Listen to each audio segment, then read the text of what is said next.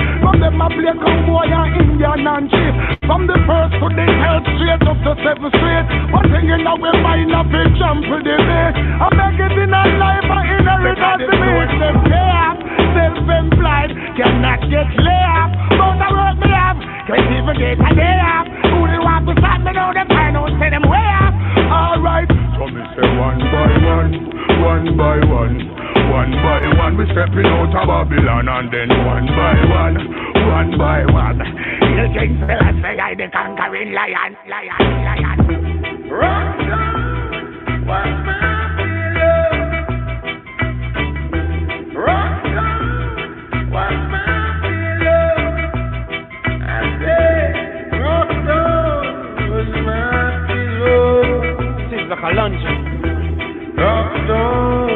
Raga, Mali. Help us now, get us from the slums. Never give up, but I want to slip on your bun. Help us now, get us from the slums. Never give up, but I want to Selassie, I'm blood to soul. Separation is a thing could in a harder time. Not to widen your views, gotta broaden your mind. What we find in the can't know where it cannot find. Hunger, poverty, a system so unkind. As a matter of fact, there is an absent shock. When come ground up my bed, I'm up below the rock. Try to make it through the system, all those were lost. Yeah, nothing new to try, and so I ain't gonna stop. All the time to write a book on you. I'll try to mother crap they would have put on you. Yet when you're in there, they would look on you. They would only stand and wanna wipe the boots on you. But I know, Zion come, Ethiopia, Africa, fashion, liberate the poor, the poor.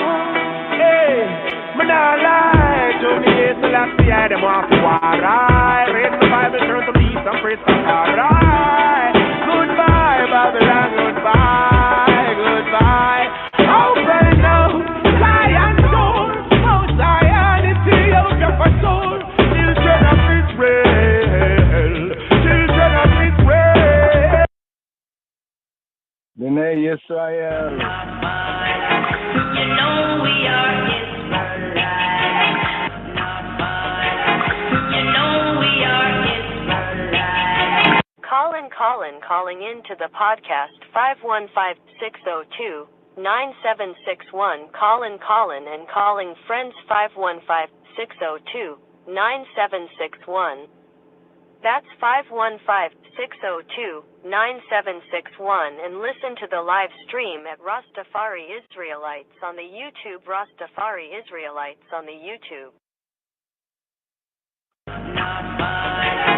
You know we are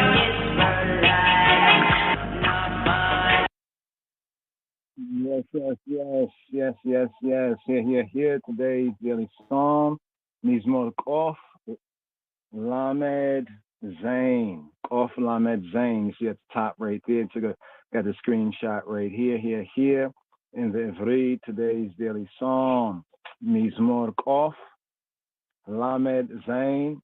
Hebrew alphanumerics here. Kof for 100. The Hebrew letter Kof has a numerical value of 100. Lamed of 30, and Zain or Zain. The Hebrew Z has the seventh letter of the Hebrew alphabet. So 137 Mizmor Kof Lamed Zain. Here the theme is among the ruins of Yerushalayim. Among the ruins of Jerusalem. Right here I'm reading from the Sefer Tehillim. Among the ruins of Yerushalayim. So here, let's go to this right here.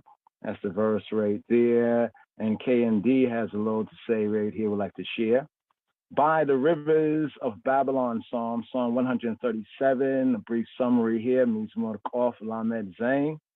The Hallelujah Psalm 135, and the Hodu. Hodu is like I'm saying to you all to Toda, to give thanks. Hodu. The Hodu Psalm. The thanks y'all to give thanks Psalm. Put your hands up. Psalm 136 are followed by a psalm. So we have a Hallelujah Psalm 135, a Hodu, a praise y'all Psalm 136, and here's followed by a psalm, Mizmor Kof Lamed Zain, that glances back. It's a reflexive, right? Reflective into the time of the exile. So back into the time of the exile, or even for I and I, the psalm of the exile, to the time of the galut of the exile, when such cheerful songs as they once sang to the accompaniment of the music of Halloween, of the Levites, Lewim, at the worship of Elohim on Har Zion, on Mount Zion, were obliged to be silent. It is said to be an anonymous psalm. An anonymous psalm. There's some inscription that says like to David or of David. Others you can see right there, the Koine Greek, Ie Remiu. That's the Koine Greek right there for Jeremiah. Ie Remiu, right, found in codices of the LXX. That is meant to say that it is a Davidic psalm, to David, right, Dia, right, Remiu, right, Jeremiah, coming from the heart of Jeremiah, right? So that's what that phrase says, to David, Dia, Remiu, right? A translation, roughly a Davidic psalm, right, from the heart of Jeremiah. But this is all the more erroneous, and the notes here are quite correct, as Jeremiah never, the prophet Jeremiah, HaNabi, Jeremiah the prophet, Ermias, never was one of the Babylonian exiles, right? He witnessed that, but he was never one of the Babylonian exiles. So here, there's more on this in the notes right here, but before we go into all of that, let's get just a basic read right here. Some of the notes right here. Today's daily psalm, beginning with perfects, the Hebrew perfects, perfect form of the verbs. The psalm, the Mizmor, has the appearance of being a psalm, a chant, Isis, not belonging to the exile, but written in memory of Hagalut, of the exile. The bank of a river, like the seashore, is a favorite place of sojourn of those whom deep grief drives forth from the bustle of men into solitude. Kind of interesting among Sinai experience, once lost, now found. Black and brown people, the sheeple of the house of Israel in the Americas, going down by the riverside, right to the riverside, and even to seashore, whether it's for baptisms or congregations or other forms of worship and memory, we being, descendants of those in exile. So the bank of a river, like the seashore, is a favorite place of sojourn of those whom deep grief drives forth from the bustle, the hustle and bustle of men into solitude. The boundary line of the river gives to solitude a safe back. The monotonous splashing of the waves keeps up the dull, melancholy alternation of thoughts and feelings.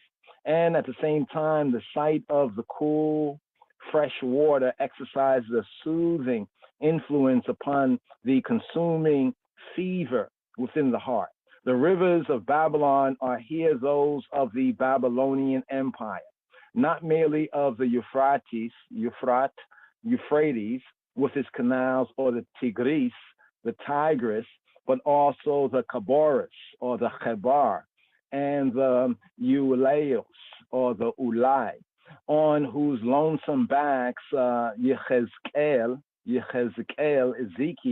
Ezekiel chapter 1, verse 3, and Daniel chapter 8, verse 2, they beheld divine visions down by the riverside, right? The next word right there, the Shem, right? The Shem is important, right? There in a strange land as captives under the dominion of the power of the world. And then we have the Gam. These are the parts of the Hebrew here. Gam is also, right? Sham, that was Sham there, Sham, right? Sham, right? The context matters. The letters are the same, but Sham means there and Shem means name. Sham is like there for there, Sham, right? The first Hebrew right here, this is the Sham, right? From the Psalm, that means like there. It was Fones Shem, its name. And Gam, context matters. Gam is purely chosen instead of the Vav or the Wow, which is and. So we have Vav or Wow, Ve or We, right? Ve or We. Or in some cases, the U, right? And. So instead of and in the psalm, like it was like and this and that, here it says Gam also. Also with the sitting down in the solitude of the river banks, weeping immediately came on when the natural scenery around contrasted so strongly with that of their native land. You know, we see where we're at and remember where we came from, right? The remembrance of Zion, even the African Zion, the Sion, only forced itself upon them all the more powerfully. And the pain at the isolation from their home would have all the freer course where no hostily observant eyes were present to suppress it. It was like away from the people, people.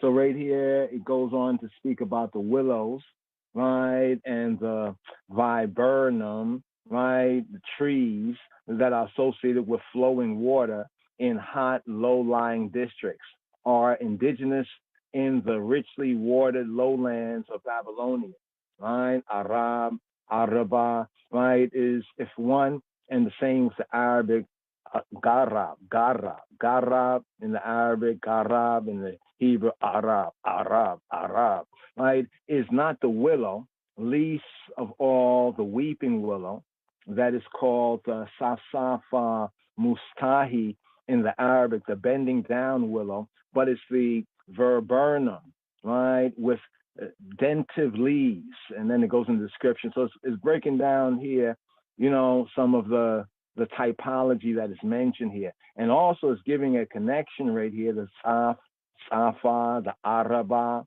but without our being able to obtain any pure botanic picture from it. So there's words, and we're trying to figure out what they're talking about here. Is this the willow? Not quite, because, I'm going through that study. So the next word, Araba, whose branches belong to the constituents of the lulav, that kind of bouquet at Sukkot, that bouquet, right, of the Feast of Tabernacles of Sukkot. So in Leviticus chapter 23, verse 40, you'll find this here that's mentioned here called the Araba, right, the Araba, right? When we're supposed to make the sukkah from different kinds of the greenery around, understood of crack willow, Salix fragilis, and even in the passage before us is surely not distinguished with such botanical precision, but that the gharab and willow together with the weeping willow, the Salix babylonica, right, might be comprehended under the word Araba, the Hebrew term Araba. So we find that in the instructions concerning Sukkot and building the sukkah, building the hut, the pavilion, the booth, the quote tabernacle. On the trees of the country, abounding in streams, the exiles hung their cisterns. The time to take delight in music was past. Right, so that's a little quote from Sirach. Right, we'll go over that later. Joyous songs, as in the word shir, right, designates them, were ill-suited to their occasion. So because of where they were and what they was going through, it's like a Hebrew blues right here. All right, let's see if we can bring this out, whether this is comprehensible. Music in mourning timeless narrative. Music in mourning. Musica in Pente, Akairos, deigisis. So the Greek, roughly, musica in Pente, Akairos, deigisis, or music in mourning, timeless narrative. That part right there, from Sirach 22 and 6. So joyous songs, as the word shir. So we have the word shir, right? Shir, Also in the Psalms, the shir is like song, like a joyous song, right? It was ill-suited to this particular occasion. So there's a little more reasoning on it, but we're going to now shift right here, right, so we can get into some of the basics of today's daily psalm, the time that we have. And I hear from the Sefer Tehillim, the hard copy before us, it gives a title not just by the rivers of Babylon, but among the ruins of Yerushalayim, among the ruins of Jerusalem. And here it briefly reads, the feelings that move the writer of this psalm of Mizmor Kof Lamed Zain, Psalm 137, will best be understood if we think of him as an exile, recently back from Babylon, viewing with horror the havoc wrought in the heart, right, wrought in the city that he dearly loved. Now, non-Yehudi, non-tribe of Judah, Yehudi, High Yehudi, and even Jewish critics, non-Jewish critics, non-tribe of Judah critics, the critics, the scribes and Pharisees, like writing in comfort and security, usually deplore the bitter vindictiveness. Some people see in this Psalm 137, by the rivers of Babylon Psalm, a bit of vindictiveness of the imprecation, the curse, the consequence that ends the Mizmor, that ends Psalm 137, Mizmor Kof Lamed Zain. Refugees, they have this comment here, refugees from the continent, when they return and see how their native city had been turned into masses of rubble. Here they have the note by the Germans, but here I give you the situation, when ones and ones return and see what happened with Ethiopia, the fascist Antichrist invasion of Ethiopia, and so the ruins, right? Or even in Europe, it's the masses of rubble left by the invader would share to give ones a kind of what was it like for ones like Ezra and Nehemiah and Nehemiah and others who had returned after the 70 years from the Babylonian captivity. They saw the destruction. The temple was gone. The wall of Jerusalem was all busted down. This is the mood and the attitude here of the psalm. So right here, by the rivers of Babylon. So here, let's pick up right here. We have 8 verses. Today's daily psalm right here, we have 8 verses right here in Mizmor Kof Lamed Zain. So here, let's bring on the compare, contrast right here for those watching the live stream and on the screen right there. Here, note also that today's daily psalm, remember it follows a hallelujah psalm, Psalm 135, and a hodu, give thanks, y'all, Psalm 136. Here we have Psalm 137, by the rivers of Babylon, among the ruins of Jerusalem. So here, no superscription, like other psalms. Well, the superscription is basically, no superscription. Other psalms may have the chief musician, upon this, upon that, a psalm of this one or that one. Here it begins, Al Naharot Babel. Al Naharot Babel, right? Other pointing of Hebrew, Al Naharota Bavel, modern Hebrew Bavel, Al Naharot Bavel, Afro-Shemitic pointing, Al Naharot Babel, by the rivers of Babylon, there we sat down, yea, we wept when we remembered Zion. Al Naharota Babel, Sham Yashavnu, Gam Bakin, Be Zakareinu et Zion. So here, the Hebrew right here, Al Naharot Babel, Al Naharot Babel, Al Naharot Babel, Sham, there, Sham, Yashavnu, there we, Yashav, there we sat, like yeshiva, to sit. But here, Yashavnu, there we sat, Sham, there, Yashavnu, Gam, also, Bakinu. Remember we made the point about Sham and Gam in the intro part, where Sham means there, right? Sham means there, where by the rivers of Babylon, all upon Naharot. Naharot. Naharot from Nahar. Nahar right here. Nahar is a singular river. Naharot is like the rivers, the streams. The rivers, the streams. Right? All upon Naharot, upon the streams of Babel, upon the streams of Babel, Babylon. Sham, there, Yashabnu. There we Yashab, we sat. Yashab, Anu, I, Yashab, Yashabnu. Gam, also, Gam is also.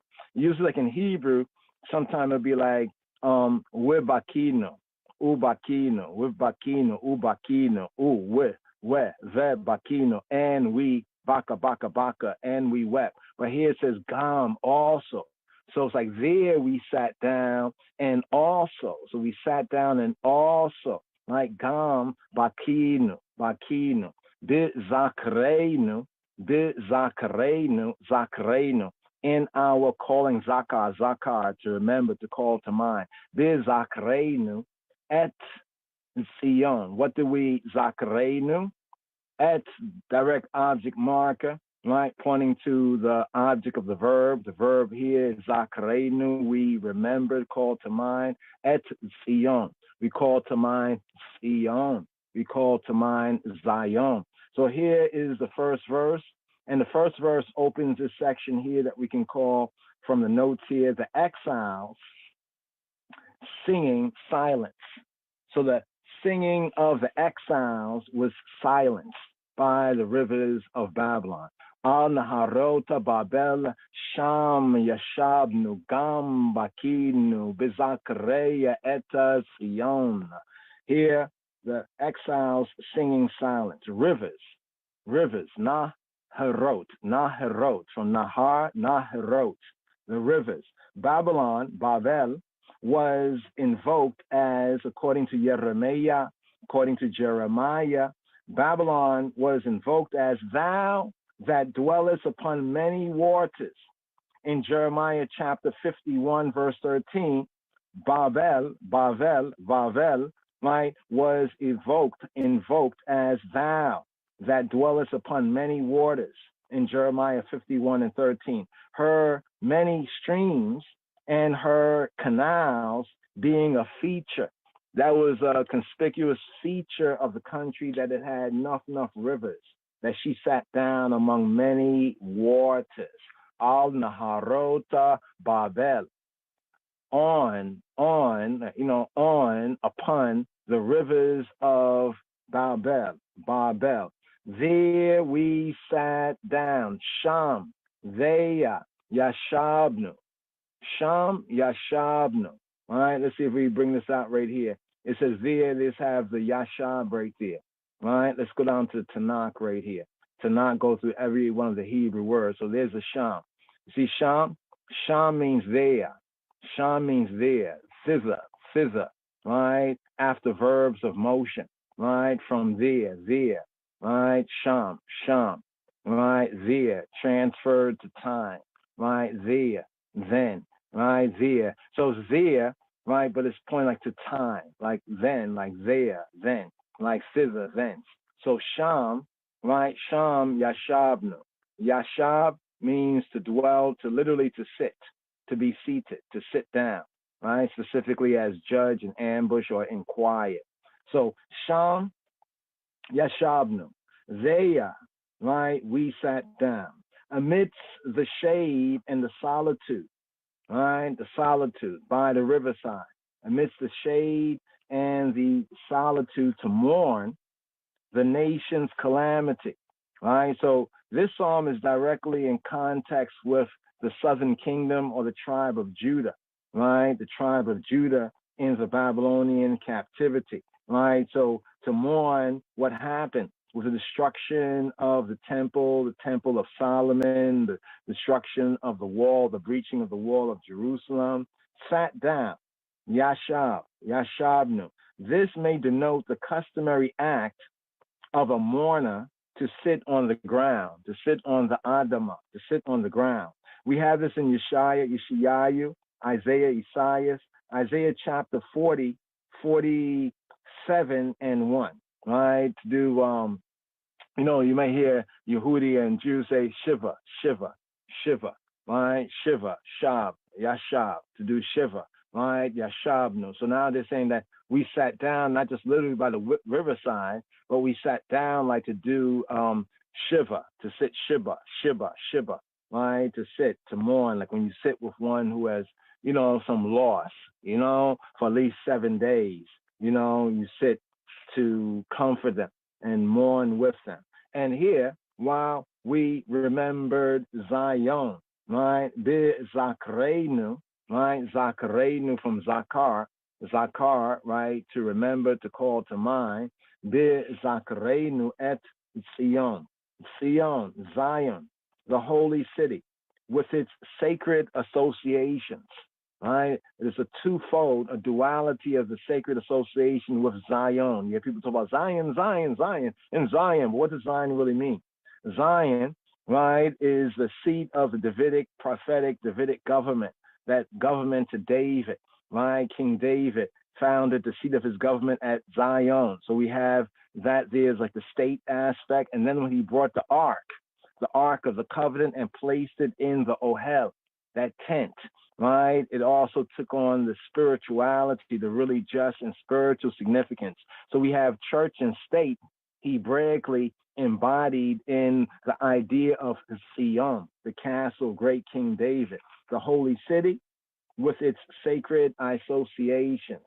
Here, to the Bayit, to the second verse, we hanged our harps upon the willows in the midst thereof. We hanged our harps, right? We hanged our harps. Al Arabim betokah, talin bia norotein, right? Slicha, ki norotein. Let me come again. The bait and the kaf, you know, slicha, my bad right there. Again, all arabim betokah, talinu kia noroteinu, the kinor, our kinors. What's the kinor? The kinor is the harps right there, kinor, roteinu, our harps. Now, another reading of this is, upon the willows in the midst thereof, we hanged our harps. Right? You see the order here says we hanged our harps upon the willows in the midst thereof. But the order of the words is the all, as in the first verse, all Naharota Babel, upon the rivers of Babylon. Second verse, all Arabim, on the Arabim Abitokah, right? Upon or on the river, on the willows. So first verse is like not by the rivers, but on the rivers of Babel, right? The second verse, on the willows, in the midst thereof, in the midst of her. All Arabim Abitokah, Talinu Akino Roteinu, Talinu, we hung, right? We hung. So the order of words is different, right? We have the tala to hang. Tala is to hang up. Also can be to hang, like crucified, to hang or lynch, right? To put to death by hanging. In Hebrew right here, talin, right? Tala, right? Tala, right? To suspend. So here it says talinu, right? Tali anu, right? Tala anu, tali anu, we hung. Talinu, what do we hang? Ki noroteinu. We hung our kinors, our harps. So what is brought out right here? The willows.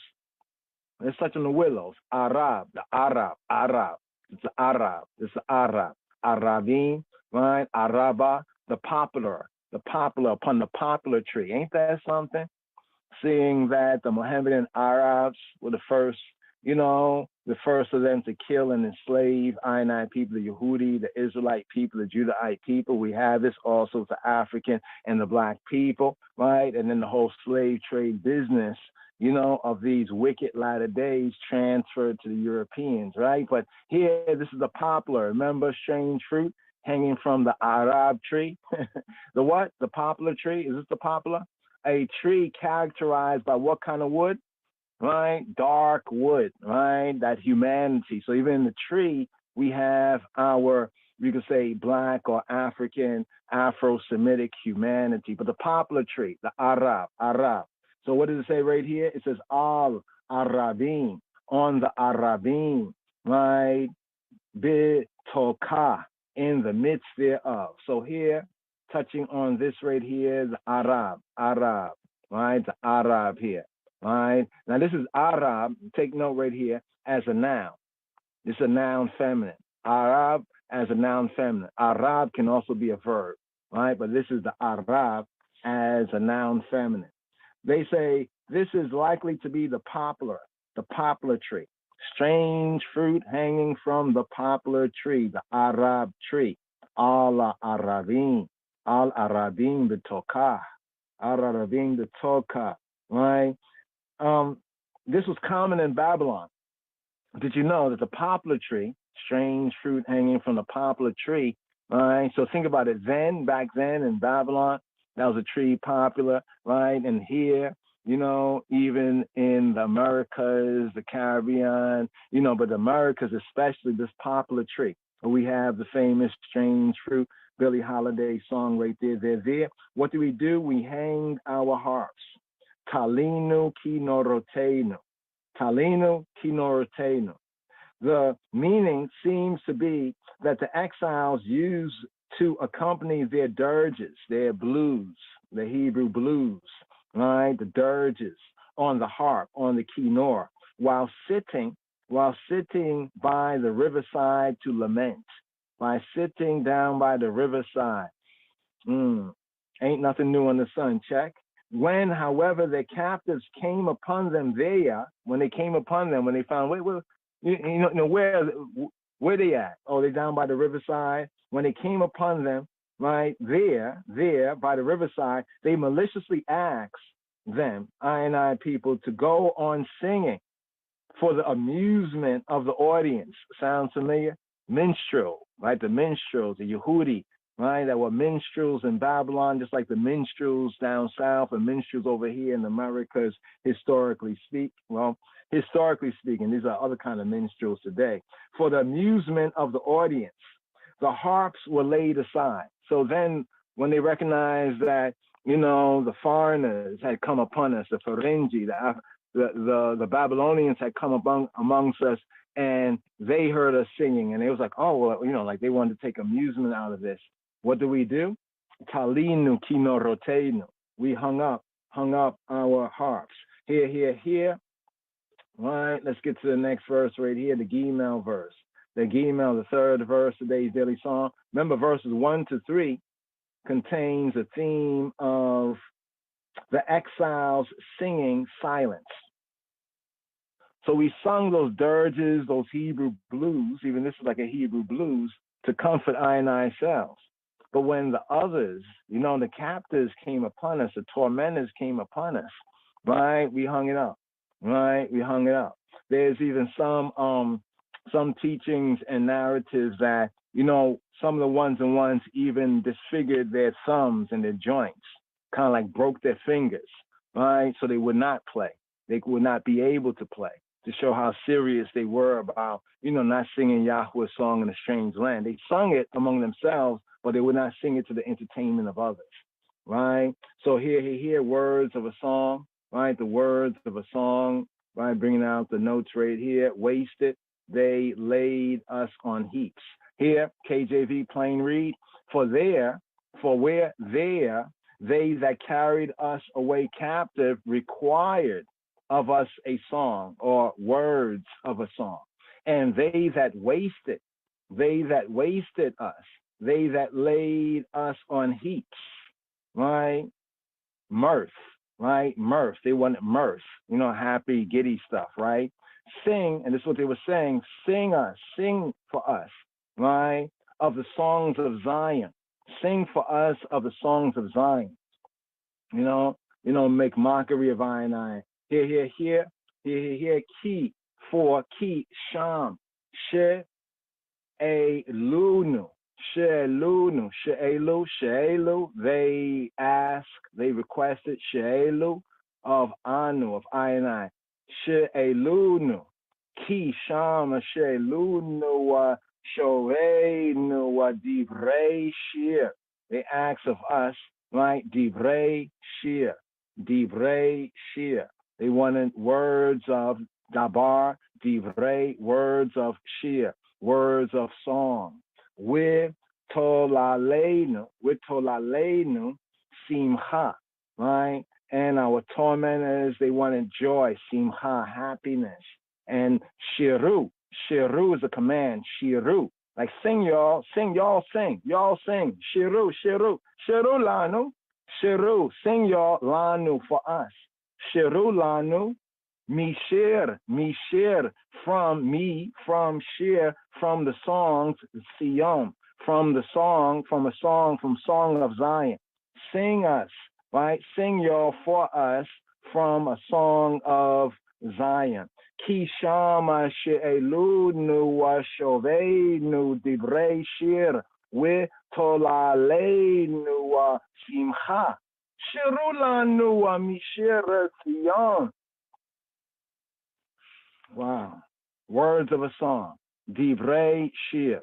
So when you see over here, when it says sing us a song, you see two words, dabar, the root word dabar, and the root word shir and shirah. In the text we have right here, right, where they ask for what? They ask for this, divrei shir. They ask for not a song, but words of a song. This is idiomatic, a Hebrew idiom for some songs, words of a song, some songs, you know what I mean? Our tormentors, right? Our tormentors, with and tolalenu, with tolalenu, right here, with tolalenu. Here they have right here those who wasted us, tolalenu, right? Those who torment, those who plunder, tormentors of us, right? Those who cause to howl, yalal. Yalal is to howl, to wail, right? Those who cause us to howl, to wail. The howlites, the wailers, ain't that something? Howl and wail. Those who call us to howl and wail, a wailing tongue, right? Who brought grief on us. You know, like when Berhana Selassie said, like, not really a singer, but a wailer, right? Because those who cause I and I to wail, tolalenu, our tormentors. This is somewhat of an obscure word, Hebraically. Some say those who were mocking us. Some bring out the sense those who are mocking us, right? Those who are mocking us, right? What do the word require is not there. So a more better read of this would be, for they that led us captive acts of us words of a song. And our tormentors, the mockers, ask us mirth, simcha. They ask for simcha, joy, mirth, gladness, you know, that joy, right? Sing us one of the songs of Zion, gladness, mirth, gladness. They want a lively song, right? Out of accord with their mood. In other words, we're in this mood, but they want us to sing something else. They see that we're like in our lamentation. They snuck up, they're eavesdropping, right? Now when they make themselves known, they want some lively song, right? This is out of accord, right, with the mood and the attitude. There was obviously malice in such a request. Why you're singing sad songs? Sing one of those happy songs, right? A desire to make the captives, I and I people, right, fully conscious of their humiliation. Like, you know, somebody's already down and you want to push them lower, even more down. So what do they ask? What do they say? Shiru lanu, sing y'all for us. Shiru lanu, mishira siyon. Sing us, right, one of the songs from the songs of Zion. Mishir Sion. Sing us from the songs of Zion, from a song of Zion.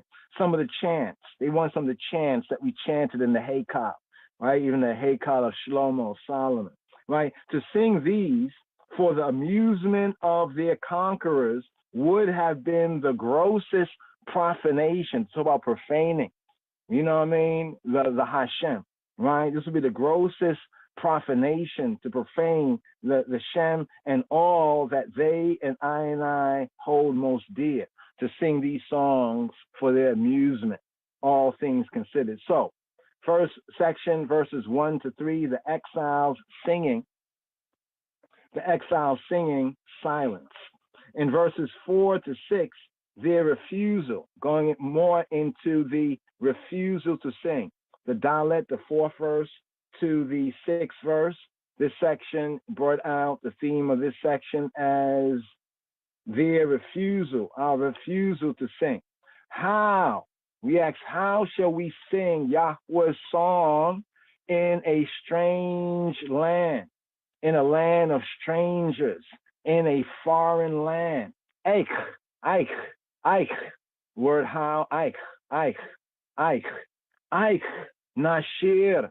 Eich, Nashir, how, Nashir, we to sing. Eich, Nashir, how are we to sing? How are we to sing, right? Et shir, Yahuwah, how are we to sing the shir, the song, right? The song, right, of Yahuwah or Yahweh's song, al Adamata Nekar, upon the Adamat, the land, the Adama, the land, the ground, the Adama, the Adamat, the land of Nekar, the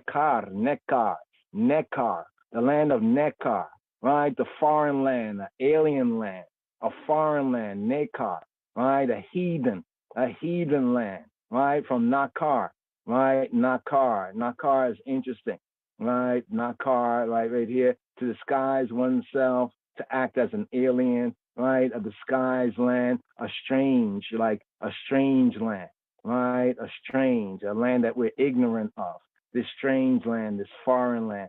So this is the response here in the refusal to sing. Eich, how? Eich. Maybe the Tanakh brings it out here. Eich. There we go. Eich, Eicha, Eichaka, Eich, Aikaka, the different forms of Eich. Eich is like how? Eich.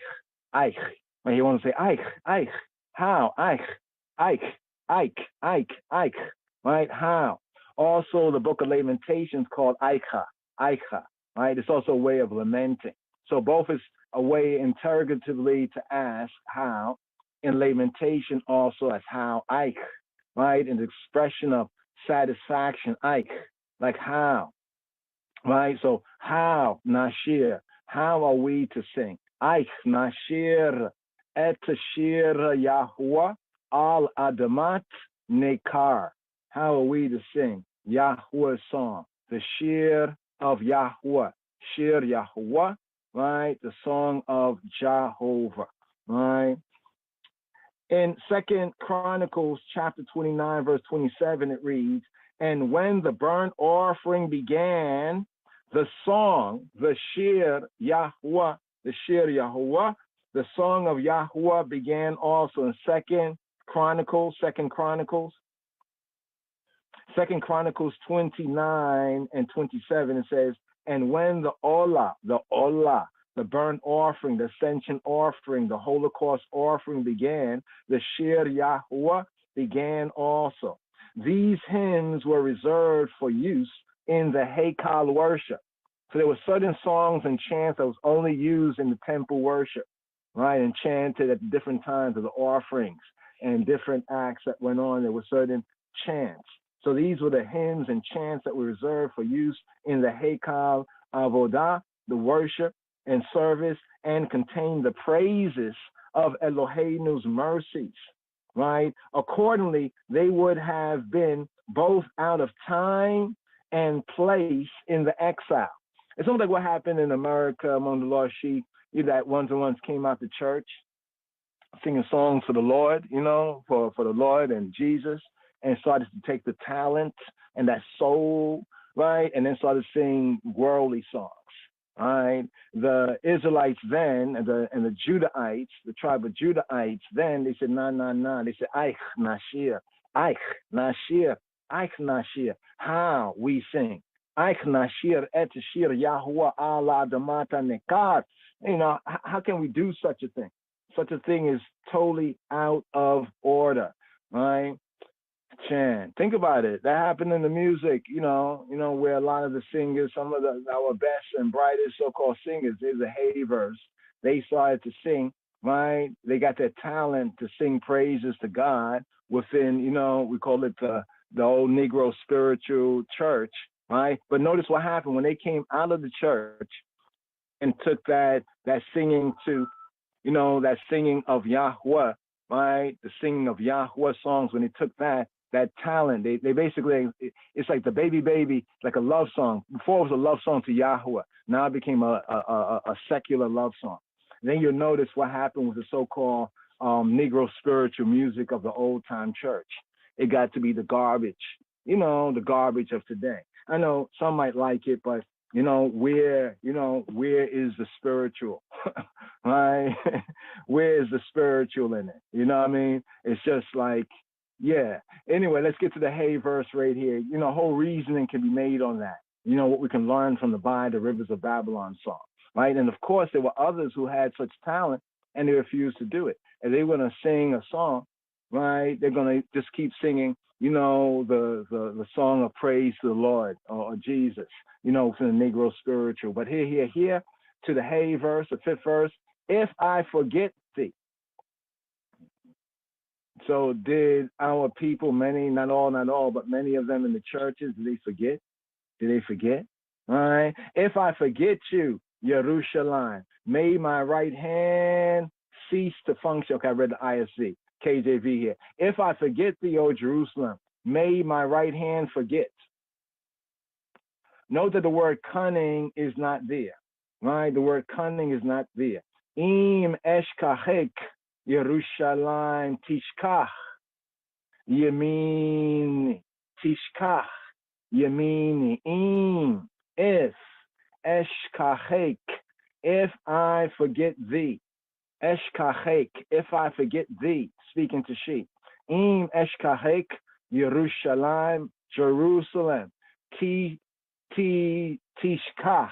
right? Tishkach, right? Tishkach, right? Let her forget Yemini, my right hand. So let Yemini, the right hand is feminine in the Hebrew. So it's like, let my right hand, let her forget, right? The point about her cunning is not there in Hebrew, right, directly, but the sense in Hebrew is that, but the words are not there. Not in the sense of abandoning memories of the city. Im eshkachek, right? If I shakach, shakeach, right? Shakach, forget, ignore. It has a sense of wither, right? There's a sense of wither. If I mislay, right? If I mislay the isle, Yerushalayim, right? Mislay the soul of Yahweh's people, Yerushalayim. If I'm oblivious from want or lack of memory or attention, right? So it's not the sense of forgetting memories, how they live, how people do, right? Not like people do, they say. Not abandoning memories of the city, but becoming unmindful of what was due. So the sense is, if I forget thee, is not forgetting, I remember the past, memories, nostalgia. No, it's saying if I forget what is due to you, right, and what is due from I and due from them in respect of her, of Yerushalayim, to have acceded to the request, right, to sing them the shir of Yahweh, the holy song of Jehovah, right, would be contempt of what they must hold sacred, kadosh, set apart.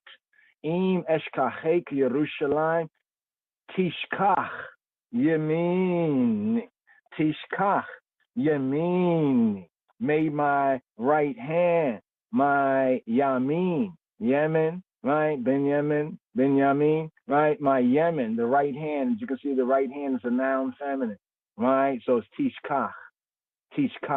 Let her, right? Let her forget, right? Her cunning, as you said, is not in the Hebrew, but is often forcibly added in the translations, the English Targum and the translations to bring out the general sense. But here to the Wow, the Vav verse, right here, the 6th verse for the 2nd section, their refusal to sing, right? To be cooning and buffooning for the captors, right? If I do not remember thee, make my tongue cleave to the roof of my mouth. If I prefer not Jerusalem, Jerusalem, not just a city. It's a city, yes, but for the Hebrews, it's more than a city. In exile, prophetically, Jerusalem become like the soul of Yahweh's people, like Zion and Jerusalem, especially Jerusalem, right? If I prefer not Jerusalem above my chief joy, my chief joy. In the Hebrew, is above the head of my joy, above the head of my joy, my highest joy. Tia debak alishonia lechiki. May my tongue lishoni, right? May she stick, right? May she stick to the lechi, to the lechi. Lechi is like the roof, lechi, right? The lechi, right? Lechiki, right? The roof of my mouth. May my tongue stick. Tia debak alishoni lechiki. Imlo, if not, as a kareke, as a rikiki, as a kareki, imlo as a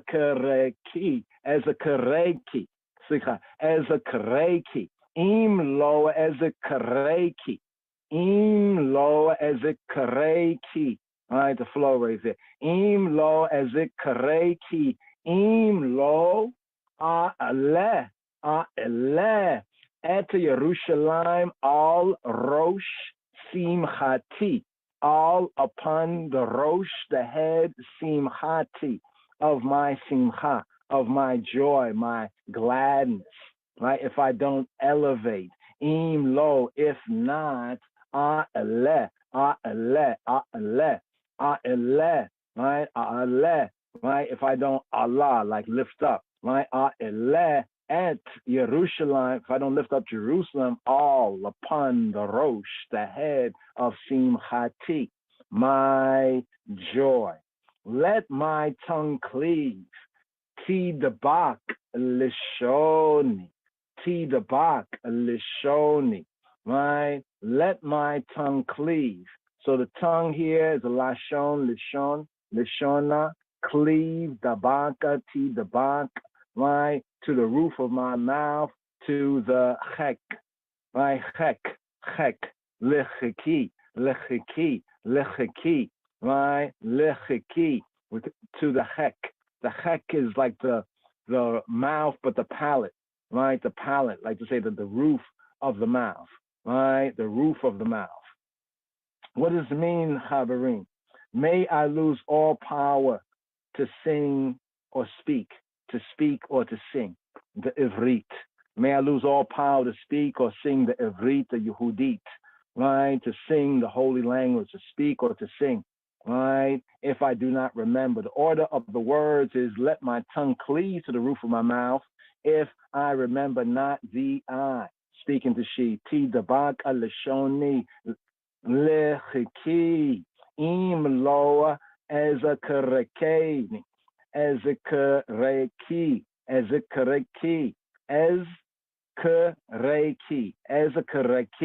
if I do not remember you, speaking to she. So here it's like I speaking to she, right? Im lo, if I don't, ele, lift up, exalt, right? Like aliyah, at Jerusalem, rosh, upon the rosh. The rosh is the head. What says chief here? It's the word rosh. Rosh is the head. The rosh, like you say ras, the rosh, the head, right? Remember thee not in love and in respect. Im lo as a kareki. If I don't remember thee. If I do not set, right, or exalt, or lift up. You see the word prefer is Allah, right? Allah, like an aliyah, is to go up. Me causing, if I don't ascend Jerusalem, right? Ascend Jerusalem and the simchati, my joy. If I don't give Jerusalem right? The city of dual peace, peace with God and peace with man, the air, the consciousness, the atmosphere of peace, dual peace, right? Shalayim is peace twice, peace with God, with Elohim, and peace with man, right? The Yeru, the air, the atmosphere, right? If I don't give Yerushalayim first place in the experiences that afford me simcha, that afford me gladness, that afford me happiness. Now here, the final section right here, right here, the final section right here. We have verses 7 to 9, right here. Let's just share this right here, today's daily song. We're going to take a little pause for the chorus, right? A little pause for the chorus right here. And let's share this dubwise right here, today's daily song, by the rivers, by the rivers, by the river.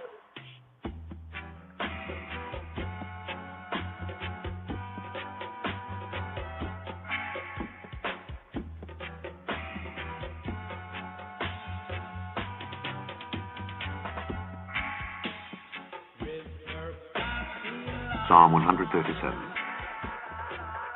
By the rivers of Babylon, there we sat down. Yea, we wept when we remembered Zion. We hanged our harps upon the willows in the midst thereof. For there, they that carried us away captive required of us a song, and they that wasted us required of us mirth, saying, Sing us one of the songs of Zion. How shall we sing the Lord's song in a strange land? If I forget thee, O Jerusalem, let my right hand forget her coming. If I do not remember thee, let my tongue cleave to the roof of my mouth. If I prefer not Jerusalem above my chief joy. Remember, O Lord, the children of Edom in the day of Jerusalem, who said, raise it even to the foundation thereof. O daughter of Babylon, who art to be destroyed, happy shall he be that rewardeth thee as thou hast served us. Happy shall he be that taketh and dasheth thy little ones against the stone, against the stone, against the stone, against the stone, against the stone, against the stone, against the stone, against the stone, against the stone, the stone, the stone, the stone, the stone, the stone, the stone, the stone, the stone, the stone, the stone, the stone.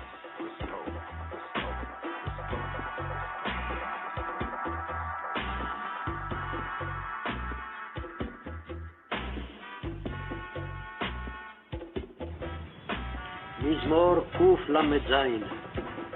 על נהרות בבל שם ישבנו גם בכינו, וזוכרנו את ציון. על ערבים בתוכה תלינו כנורותינו, כי שם שאלונו שובנו, דברי שיר ותוללנו שמחה, שירו לנו משיר ציון.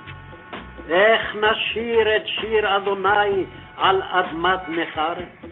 אם אשכחך ירושלים, תשכח ימיני. תדבק לשוני לחיקי, אם לא אזכרכי. אם לא אעלה את ירושלים על ראש שמחתי.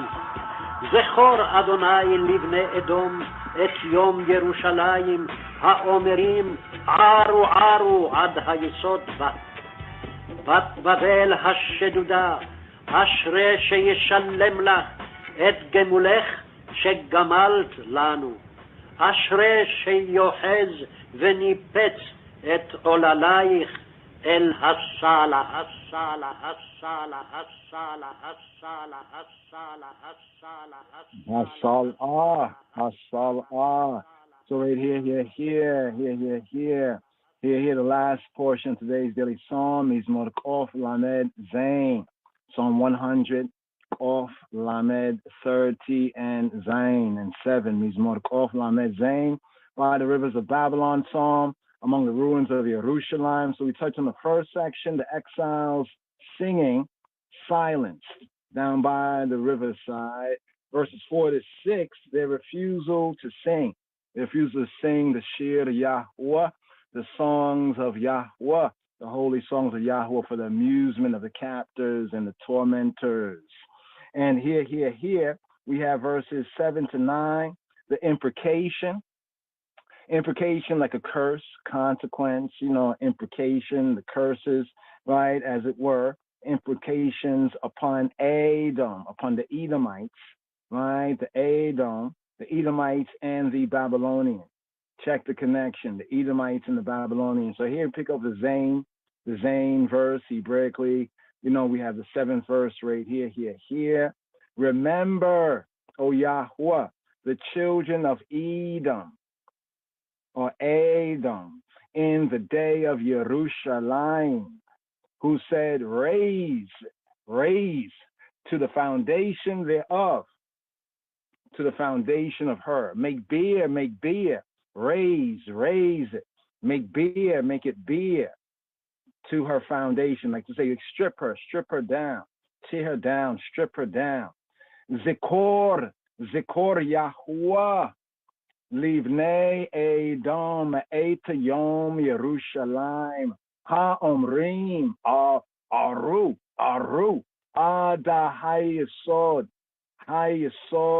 Bah Hayesod, raise it Aru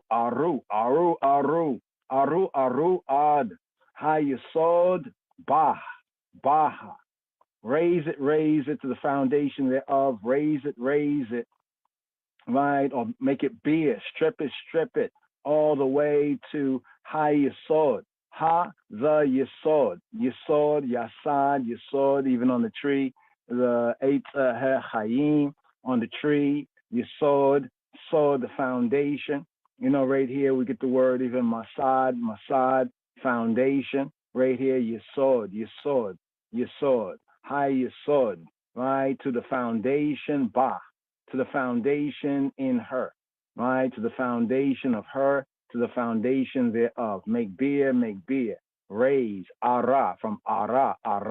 But here's a command to like you all, like they're commanding themselves. Aru, ada hayesod bah. That's what they're saying. The sayers who said to make beer, make it nude, right? Uncover her, leave her destitute, right? To her very foundation, like expose her, right? To expose her, strip her, right? Make her empty, demolish her, right? So it says, remember, key word right here, zikor, right? Zikor Yahuwah, zikor, asking, even commanding in a sense that he who be who he be, remember, zikor, remember, Yahuwah, livnei Edom, the B'nai, the sons of Edom, the sons of Edom, in the day, et Yom, in the day Yerushalayim, in the day of Jerusalem, ha-omrim, the omrim, who said the sayers. In Hebrew is omrim is the sayers, right? Omer, to say, sayer, right? To say. Ha is the definite article, so ha-omrim is like the sayers, the one who said, the sayers who said, aru, raise it, right? Or lay beer, ad, all the way to hayesod, the foundation, bah, is like in her, to the foundation in her. So first thing, remember, right? So we have the zakar, he remembered to remember, but here in a kind of imperative to Yahuwah, zikor, as Yahuwah says to Ayinai, he says, zikor et yom hashabat likadisho, to remember, right, the Sabbath day, to keep it set apart. We say to him, zikor, remember Yahuwah, zikor Yahuwah, livnei Edom, remember the children, the sons of Edom, with a view to their punishment. Remember, right? Zikor, Yahuwah, remember who? The B'nai, right? B'nai Edom, the children of Edom, despite the kinship. Because some will say, well, the Edomites, their family, they were brothers. You remember, they were brothers. So as one grows up and becomes who they be, right? Sometimes that right there, despite that, so what? Right? There's really no love there. Despite the kinship, right, of the Edomites descended from Esau, from Esau, they, the Edomites, had proved themselves inveterate enemies, right? Like diehard enemies of the Bnei Yisrael, of the Beta Israel. And the prophets, the Nevi'im, they often condemn them. So we see a condemnation of the Edomites. Yahweh told Ainai not to abhor, right? We were commanded not to abhor, not to treat as disgusting or loathsome the Edomites, because they are Achika, they're Ainai brother, right? What do they tell themselves? They tell themselves to hate Ainai, right? And the prophets condemn them. In Yeshayahu, Isaiah chapter 34, the whole chapter. In Jeremiah, Ermias chapter 49, verse 7. In Amos chapter 1, verse 11. In particular, Obadiah, right? Obadiah, one chapter there, but the 10th verse. Liku Batalawa, the 10th verse of Obadiah, verse 10, denounces in scathing and burning terms and terminology the heartless conduct of the Bnei Edom, of the Edomites, the sons of Edom, when, as it says, thou wast as one of them. Right? In Obadiah chapter 10, it says, thou wast as one of them. What does it mean, one of them, in Obadiah? Well, why did Obadiah say that? Right? When thou wast as one of them, speaking to Ha-Edom, Edomi, the Edomites. They were abetting, the Edomites abetted the Babylonians in the destruction of Judea. They abetted them, right? And then later on they sought to work with the Romans. That's where you get Herod up there.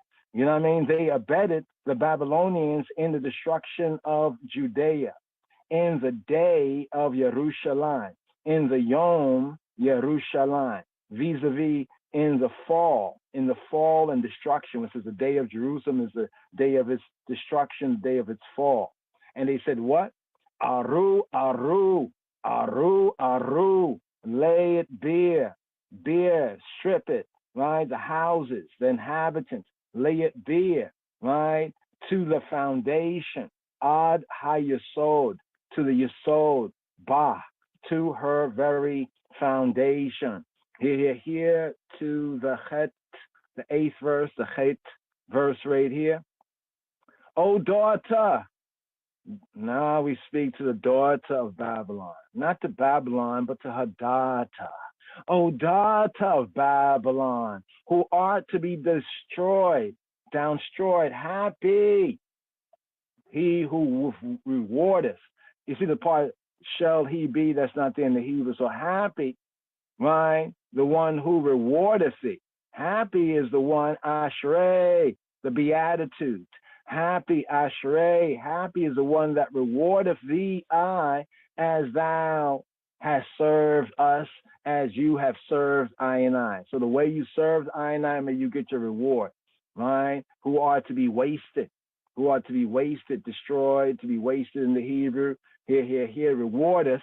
The Hebrew is recompenseth to thee your deed, to give back to you your deed, right? That thou didst to us. The mida kaneged mida, measure for measure. Recompenseth to thee your deed that the I didst to us, to I and I. Here, the Hebrew. Bat Babel, Bat is daughter. Bat Babel, daughter of Babylon. Bat Babel, Hashaduda, she who is to be destroyed. Hashaduda, Bata Babel, Hashaduda, Ashrei, Sheya Shalem Lak. Shei Shalem, the one who does what? Rewards, pays you back. Shei Shalem Lak. See, we can also tell that this is like a later Hebrew, because here it says Shei Yit Shalem. If this was older Hebrew, it would be like Asher, Ashrei, Asher. Yishalem. In the later Hebrew, right, Ashrei, Yeshalem, She for Asher, right, later on. But this is Ashrei. They're similar but not the same. Ashrei is a happiness.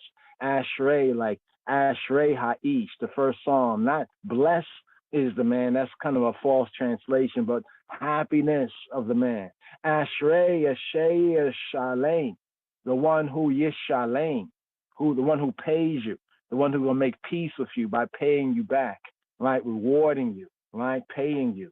Shei Shalem Lak to you, speaking to she, et Gimulek, like you rewarded us, right, Gimulek, right, Gimulek, you know, that reward, She Galamit Lano, right, here, we have this right here, Shalom, right, Yishalem, Shei Shalem, right, not in the sense of peace. It is peace. Remember when Yeshua says, think not that, you know, his peace is like he bring peace like the world bring peace, right? It's in the second sense of this, to make good. He's going to Shei Shalem, right? He's going to make it good. He's going to pay. He's going to shalom it, but shalom in the sense of making it good, like to pay. You know, like a vow is shalom. A vow is paid in the shalom sense. He's going to requite. In other words, he's going to recompense. He's going to reward, right? It's going to be, it says to be paid, right? He's going to complete it right here, right? You see right here. Now notice the word here is to be safe, shalom, right? In mind, body, estate, like to say soul. Figuratively is to make complete, right? Or be completed. The implication is to be friendly, but by extension, to reciprocate, right? To reciprocate, right? Shei Shalem, Ashrei, Shei Shalem, right? Happy is the one that's going to like recompense, right? As thou has what? Gamal, right? He's going to deal with you, Gamal. He's going to deal with the case, right? Gamal, like treat a person. You see what it says, Gamal? It's like to treat a person, whether you treat them well or you treat them ill, right? So it doesn't mean always bad. It's however however it be, right? If they treated you like this, and so forth and so on. As thou hast served us, as you have rewarded us, as you have benefited or requited us. Et gemulek, as you, the I speaking to she, she galamit, right? As you have rewarded, lanu, for us, for I and I. What do we have here? The daughter of Babylon, Bat Babel, Hashdudah, who is to be Shaddad, right? She used to be Shaddad. What's Shaddad? Some say, oh, Shaddai. Study the Hebrew. Shaddad, right, is to deal violently with. Shaddad, to despoil, devastate, to ruin. Shaddad, right, to violently destroy. Right, the devastator, the despoiler, right, to be utterly ruined. Right, Hashdudah, right, to assault, to devastate. Go down to Strong's, right? Now, Shaddad can also be burly. There's a relation to the El Shaddai, right, to be burly, right? Or in a sense, in the Hebrew, it can mean to be the Shad. See, Shad in Hebrew is breast. So because Shad is breast, and then Shaddad seems similar to some kind of make too much of the breast part, right? But it's to be powerful, to be breasted, right? Whether a woman's breast, the Shad, right? Or even a man, like, to be strong, like ones do their, they get their pecs. So the idea is to be powerful, but the implication as a verb can be to ravage, right? Hashaduda, she who is ravaged. She's going to be ravaged. Babylon's going to be ravaged, right? Bata Babela Hashaduda. She is Hashaduda. She is a Shaduda. Hashaduda, the ravished one, right? The one that ought to be destroyed. The participle used is like the prophetic perfect. So when you look at the Hebrew, it's like this has already happened. It's a sense of calling those things that be not as though they were. Instead calling those things that be not as though they were. So it's like a past tense sense.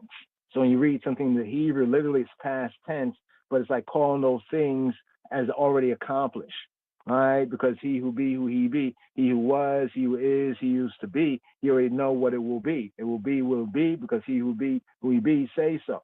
So right there, this verse right here, and you can tell by this verse it puts it in the context, right? It's not just because, it's Babylon or something like that, but it's because to reward you, to pay you, right? Notice that word reward again.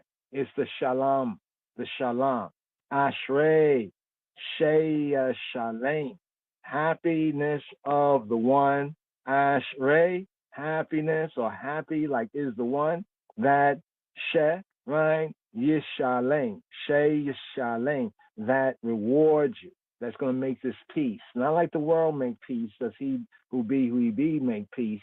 Here, we have the eighth, right? The eighth. Here, the ninth verse right here to fulfill today's daily psalm. And another ashrei. In the Hebrew, the ashrei is like when Yeshua, Robenu, spoke of the Beatitudes. So when we're reading the Beatitudes, like, and when we say like it's blessed, it is a type of blessing, but it's a blessing of happiness, right? A happiness, right? Not so much a feeling, but a state of being, a state of mind, a state of being. We have it in the Psalm 1, where it says, happiness is the man that walk not in the counsel of the ungodly, nor stand in the way of sinners, nor sit in the seat of the scoffers and mockers, right? The scorners. Because if you avoid them and those, you have that real happiness, right? That real happiness. So here is that happy again, the Asher, right? Asher, that happiness, a type of blessedness, but it's not the Baruch. People confuse this with the Baruch. So when Yeshua says, blessed are those, the Beatitudes, it's the Ashrei.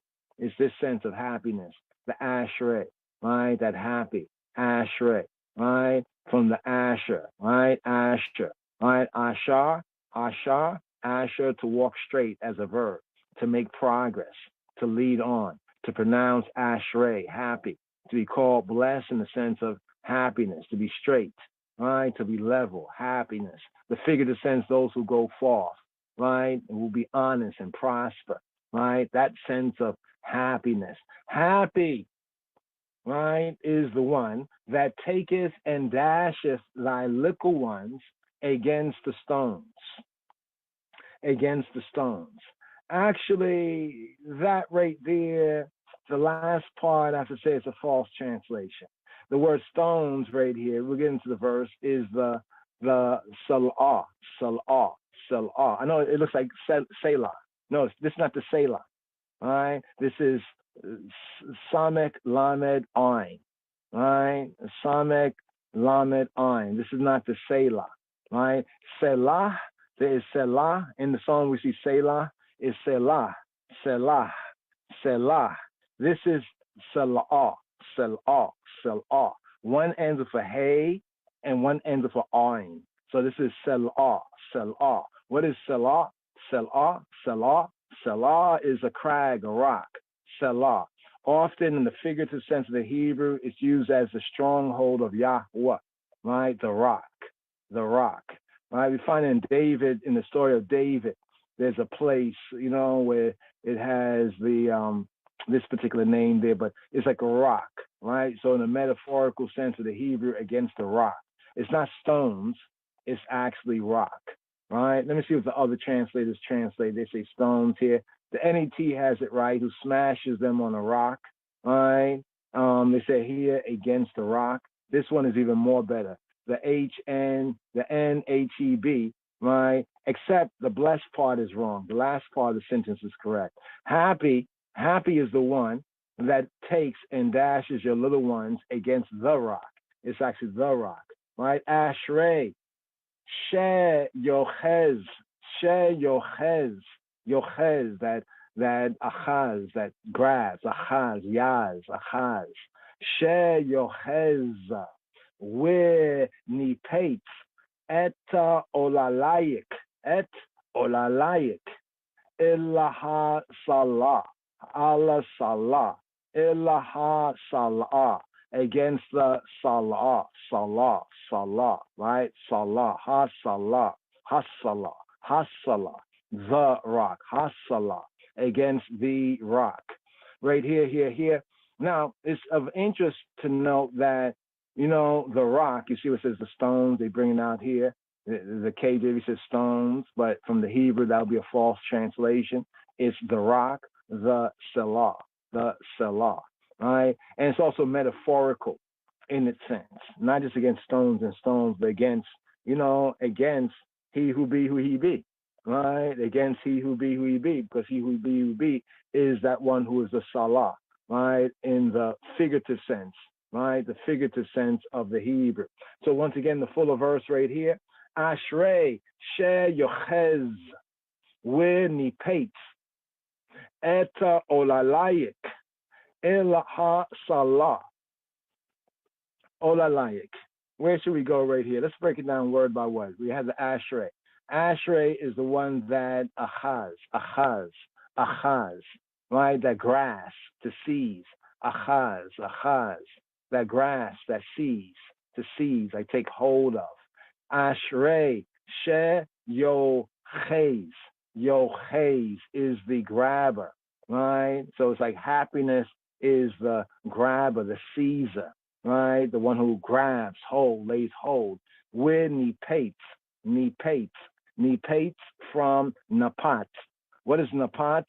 Napat means to shatter, to break, to dash in pieces, to shatter, right? To dash into pieces or to scatter, right? So he first grabs hold on it, she yochez, right? The one who is happy. With nipetz, and smashes and dashes. Dashes what? What does he grab? What is the happy one, the Ashrei, grabbing? The olalayik.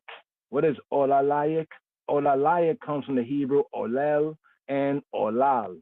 Olal is like a child, it's like small children, suckling, right? The small ones, the ones who the ones who give suck, right? Who are, taking milk, are suckling, right? The suckling, child. Now, is it really children?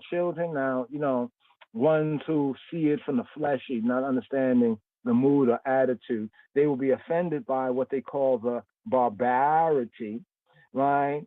Was often perpetrated against the Bnei Yisrael and called Yisrael, against all of Israel. You remember what the Amalekites did, right? They, instead of attacking from the front of the camp in the wilderness trod where the men of war were, they went to the back of the camp where the women, where the old people, the young children were. And this is another example of the enemy's barbarity against we, Beta Yisrael, right? The Bnei Yisrael.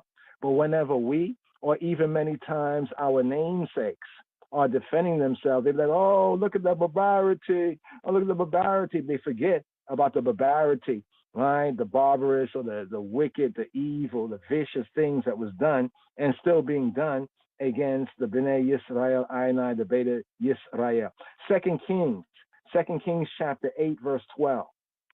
Hosea chapter 10, verse 14 are examples of barbarous and barbarity done, the wicked acts, the brutal acts perpetrated against Yisrael, against the Beta Yisrael. 2 Kings chapter 8, verse 12, Hosea chapter 10, verse 14. And the Babylonians were guilty. They were guilty of it, very guilty, along with the Edomites, guilty of this. Because we can trace the Edomites right down to even the latter-day Mohammedan Arab enslaving of Africans and Ethiopians and Israelites and Yehudi, Arabs of historical times and Mohammedans as well, right? Facts are facts. Jeremiah chapter 51, verse 24, along with Yeshaya, Isaiah chapter 13, verse 16. Perhaps if some of the modern critics, this is a perhaps, ulai, right, had been under the yoke, right, that I peoples have been, You know, even when we talk about what has happened to I people in the Americas and the Caribbean, other peoples are like, oh, it's too much, or why you forget about that, so forth and so on. But they're telling us about, 1776. They're telling us about the Mayflower, talking about how they suffered all these different times. We talk about something that happened the last 400 years. They'd be like, oh, it's all past. Or even the last 200 years, oh, it's all past. Or the last 100 years, oh, it's all past. Or the last 50 years, oh, it's all past. The last what? 25, 10, 5, last year, this year, last month, last week. Ashrei sheyocheza wenipeta eta olalayika ilaha salah hasalah. Perhaps if they had been under the yoke, or when they get under the yoke, right, from which the psalmist and I, right, peoples had been, and many of I people have been delivered, they would have understood a little better how a good man, even a good man, like that song, good man can't keep a good man down, that even a good man of that age, right, even back then, at that time, could rejoice, how a good man and good mandem could rejoice that Babylon was fallen and its race and its whole seed, its race extirpated, right? Extirpated, right? So be it. I know ones and ones have their feelings about it. They probably got some Edomite or Babylonian seed in them, perhaps. But be that as may, Chabarim, here. Today's daily psalm, Mizmor Kof Lamed Zain. Kof Lamed Zain, right here, by the rivers of Babylon. Now we can go into, the metaphysical interpretation. The little ones is talking about their works and different things, but let's just keep it real, Chabarim. Right here, today's daily Psalm 137.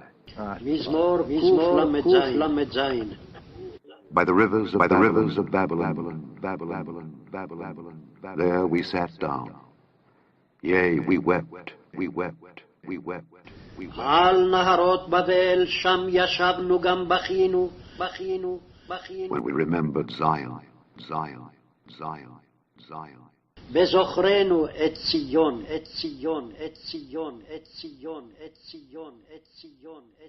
We hanged our harps upon the willows in the midst thereof.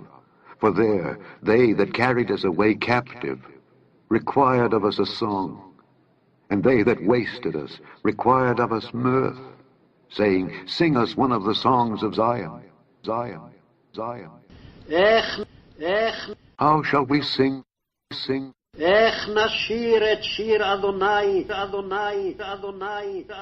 How shall we sing the Lord's song in a strange land? איך נשיר את שיר אדוני על אדמת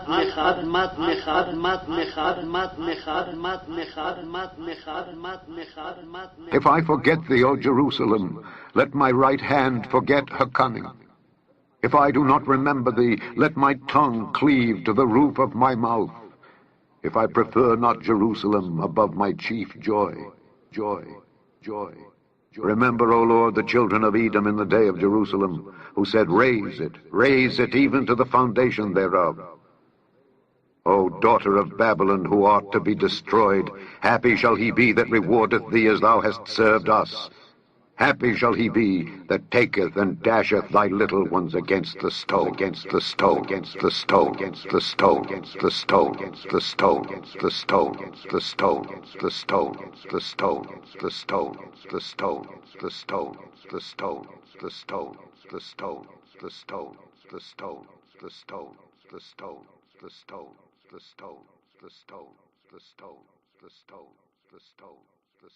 Yes.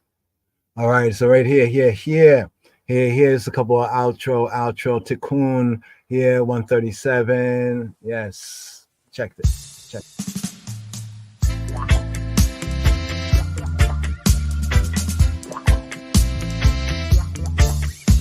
על נהרות בבל שם ישבנו, גם בכינו בזוכנו את ציון, על ערבים בתוך התלינו כינורותינו, כי שם שלונו שובינו, דברי שיר ותול עלינו שמחה.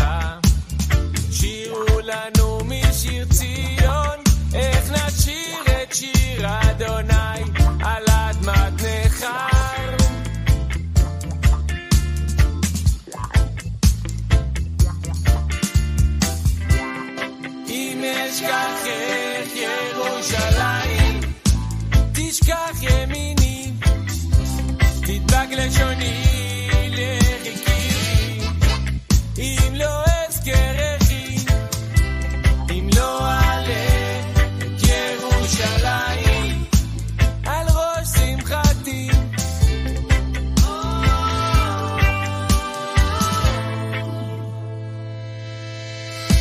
זכור אדוני לבני אדום את יום ירושלים, האומרים ארו ארו עד היסוד בה, בת בבל השדודה, אשרי שישלם לך את גמולך שגמת לנו, אשרי שיוחז וניפץ את עוללייך אל הסלם.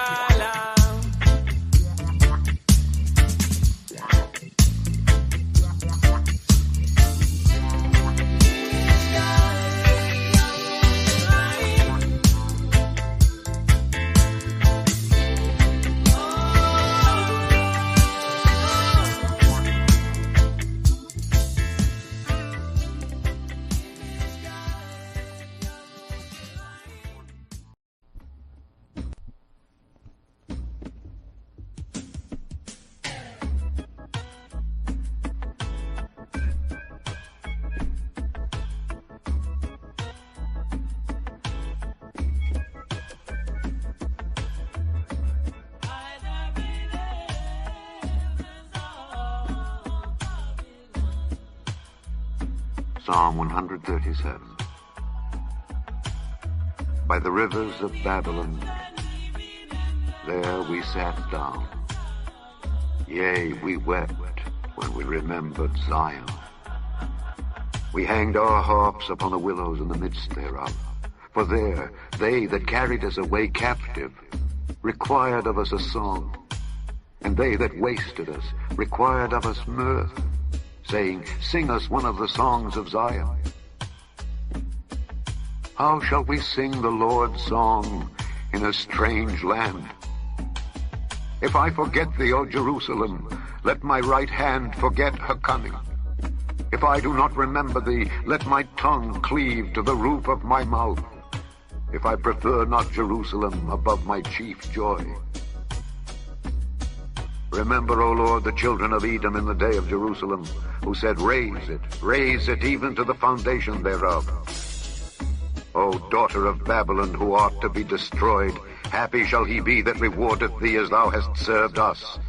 Happy shall he be that taketh and dasheth thy little ones against the stone, against the stone, against the stone, against the stone, against the stone, against the stone, against the stone, against the stone, against the stone, against the stone, against the stone, the stone, the stone, the stone, the stone, the stone, the stone, the stone, the stone, the stone, the stone, the stone, the stone, the stone.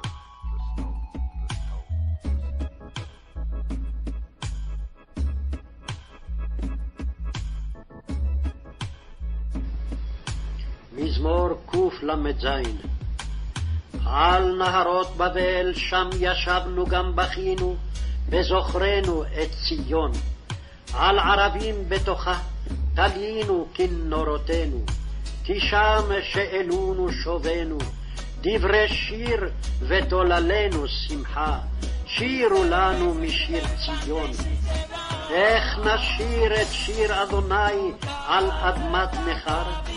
אם אשכחך ירושלים, תשכח ימיני. תדבק לשוני לחיקי, אם לא אזכרכי. אם לא אעלה את ירושלים על ראש שמחתי. זכור אדוני לבני אדום את יום ירושלים, האומרים ערו ערו עד היסוד בה.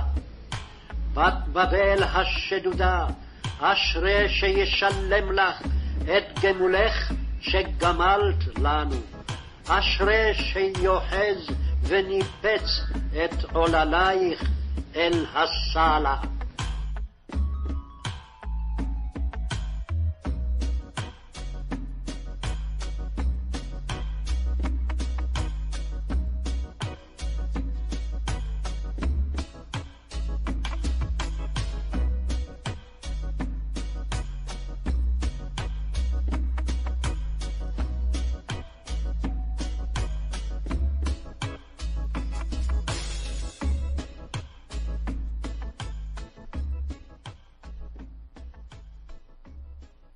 Yes.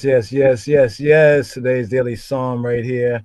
Just one more mix right here, and just a couple of historical picks right here as well, right here on the outro right here. Psalm 137, by the rivers of Babylon.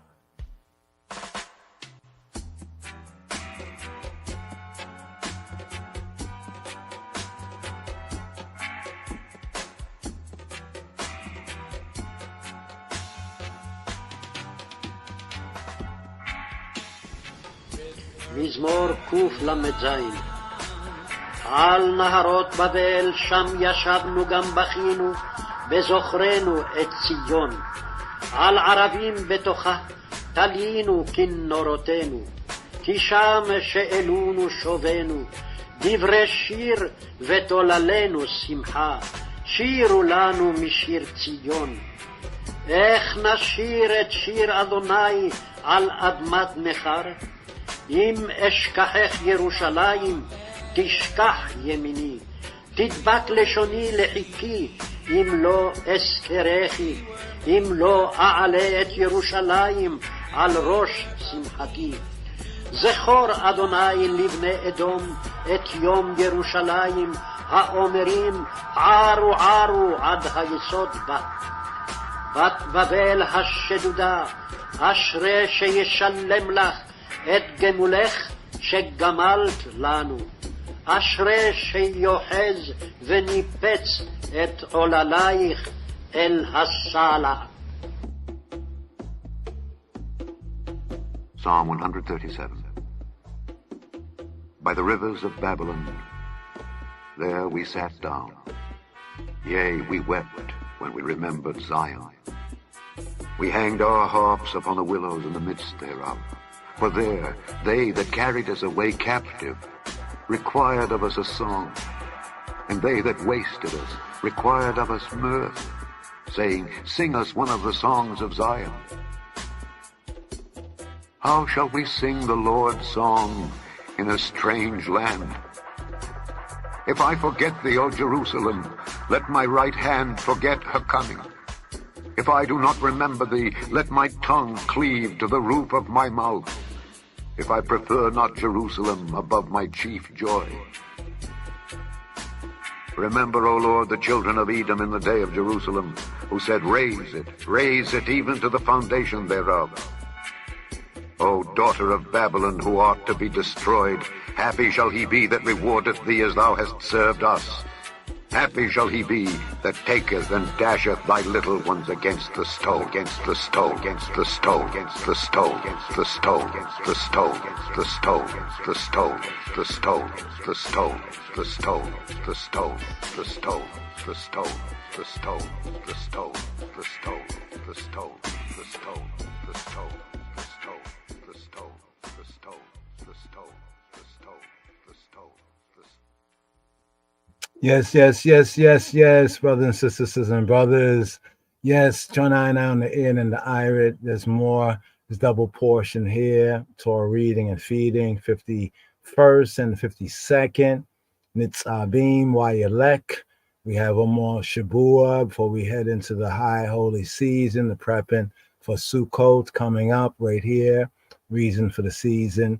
By the rivers of Babylon, Psalm right there.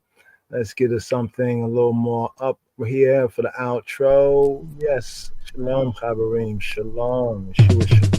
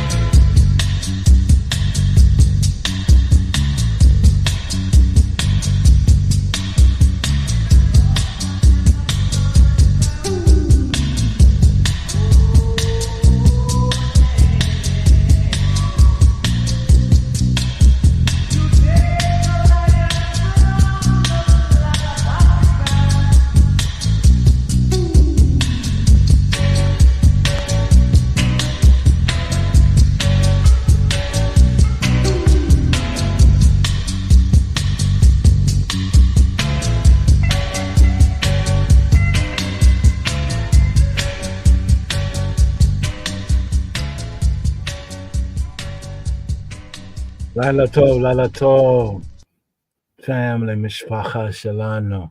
Boker Tov, have a good morning. B'Shem Yeshua, good day, good rest of the Shabbat. We're here. Yes, I, Rastafari. Shalom, Chavarim.